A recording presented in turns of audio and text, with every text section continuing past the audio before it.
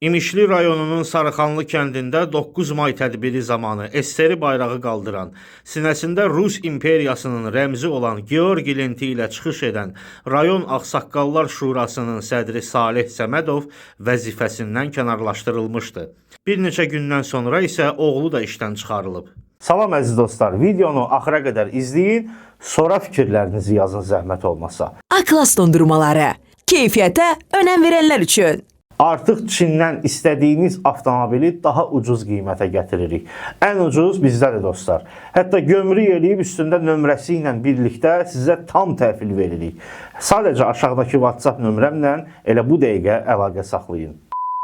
Məlumata görə Səmədovun oğlu Kamran Səmədov İmişli rayon icra hakimiyyəti başçısının Yeni Bəhramtəpə İnzibati Ərazi Dairəsi üzrə nümayəndəsinin müavini vəzifəsini itirib. O müvafiq əmrlə işdən azad edilib. Qeyd edək ki, mayın 9-da İmişlinin Sarıxanlı kəndində faşizm üzərində qələbə günü münasibəti ilə təşkil olunan tədbirdə SSR bayrağı altında sinəsində Rus imperiyasının rəmzi olan Georgi lenti ilə çıxış etməsi qalmaqala səbəb olub və Azərbaycan Ağsaqqallar Şurasının idarə heyətinin növbədənkənar iclası keçirilərək o vəzifədən uzaqlaşdırılıb. Yerinə başqa bir Georgi lenti bağlayan gətirib qoyublar. Komediya kimi bir yerdir. Bir yadınıza gəlib bir həkim var idi. Mənim ailəmə zərər vuran həkim, yəni ölümünə zərər vuran bir həkim var idi. Kəmalə Heydərova, saxtakar, fırıldaqçı, kobud, həkimlikdən uzaq olan. Mən bunu o qədər tənqid elədim, axırda işdən çıxartdılar. Bir də ayıldım, gördüm ki, bunu təbii bir doğum evindən baş həkim təyin edib. Yəni,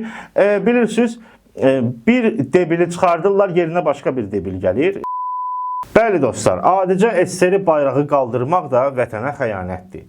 İndi 9 mayı qeyd eləyirsən, çünki babalarımız deyirsən ki, məcbur aparılıb müharibəyə, həlak olublar, onları anırsan, başa düşdük.